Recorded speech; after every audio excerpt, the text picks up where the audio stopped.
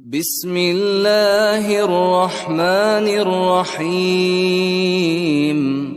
شروع اللہ کا نام لے کر جو بڑا مہربان نہایت رحم والا ہے۔ الف لام میم۔ اس میں کچھ شک نہیں کہ اس کتاب کا نازل کیا جانا تمام جہانوں کے پروردگار کی طرف سے ہے۔ کیا یہ لوگ یہ کہتے ہیں کہ پیغمبر نے اس کو از خود بنا لیا ہے؟ نہیں، بلکہ وہ تمہارے پروردگار کی طرف سے برحق ہے، تاکہ تم ان لوگوں کو ہدایت کرو جن کے پاس تم سے پہلے کوئی ہدایت کرنے والا نہیں آیا، تاکہ یہ رستے پر چلیں۔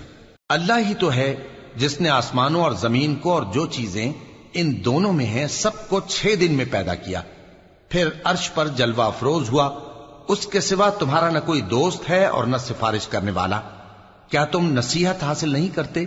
وہی آسمان سے زمین تک کے ہر کام کا انتظام کرتا ہے، پھر ہر کام ایک روز جس کی مقدار تمہارے شمار کے مطابق 1000 برس ہوگی اس کی طرف رجوع کرے گا۔ اسی شان کا ہے وہ خالق جو پوشیدہ اور ظاہر کا جاننے والا ہے، غالب ہے، بڑا مہربان ہے۔ وہی جس نے ہر چیز کو بہت اچھی طرح بنایا، یعنی اس کو پیدا کیا اور انسان کی پیدائش کو مٹی سے شروع کیا، پھر اس کی نسل ایک قسم کے خلاصے سے یعنی حقیر پانی سے بنائی، پھر اس کو درست کیا، پھر اس میں اپنی طرف سے روح پھونکی اور تمہارے کان اور آنکھیں اور دل بنائے، مگر تم بہت کم شکر کرتے ہو۔ اور کہنے لگے کہ جب ہم زمین میں ملیا میٹ ہو جائیں گے تو کیا اثر نو پیدا ہوں گے؟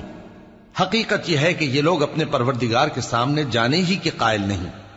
کہہ دو کہ موت کا فرشتہ جو تم پر مقرر کیا گیا ہے تمہاری روحیں قبض کر لیتا ہے، پھر تم اپنے پروردگار کی طرف لوٹائے جاؤ گے، اور تم تعجب کرو جب دیکھو کہ گناہگار اپنے پروردگار کے سامنے سر جھکائے ہوں گے اور کہیں گے کہ اے ہمارے پروردگار، ہم نے دیکھ لیا اور سن لیا، تو ہم کو دنیا میں واپس بھیج دے کہ نیک عمل کریں، بے شک ہم یقین کرنے والے ہیں۔ اور اگر ہم چاہتے تو ہر شخص کو ہدایت دے دیتے، لیکن میری طرف سے یہ بات قرار پا چکی ہے کہ میں دوزخ کو جنوں اور انسانوں سب سے بھر دوں گا، سو اب آگ کے مزے چکھو، اس لیے کہ تم نے اس دن کے آنے کو بھلا رکھا تھا۔ آج ہم نے بھی تمہیں بھلا دیا ہے، اور جو کام تم کرتے تھے ان کی سزا میں ہمیشہ کے عذاب کے مزے چکتے رہو۔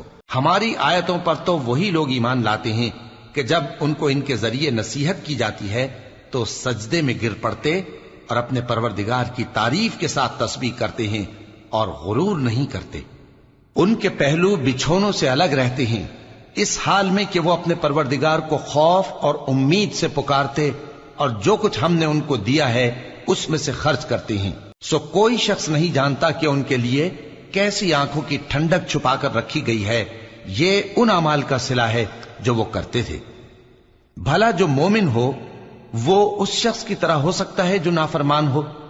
دونوں برابر نہیں ہو سکتے۔ جو لوگ ایمان لائے اور نیک عمل کرتے رہے ان کے رہنے کے لیے باغ ہے، یہ مہمانی ان کاموں کی جزا ہے جو وہ کرتے تھے، اور جنہوں نے نافرمانی کی ان کے رہنے کے لیے دوزخ ہے۔ جب چاہیں گے کہ اس میں سے نکل جائیں تو اس میں لوٹا دیے جائیں گے، اور ان سے کہا جائے گا کہ جس دوزخ کے عذاب کو تم جھوٹ سمجھتے تھے اس کے مزے چکھو، اور ہم ان کو قیامت کے بڑے عذاب سے پہلے دنیا کے عذاب کا بھی مزہ چکھائیں گے، شاید وہ ہماری طرف لوٹ آئیں۔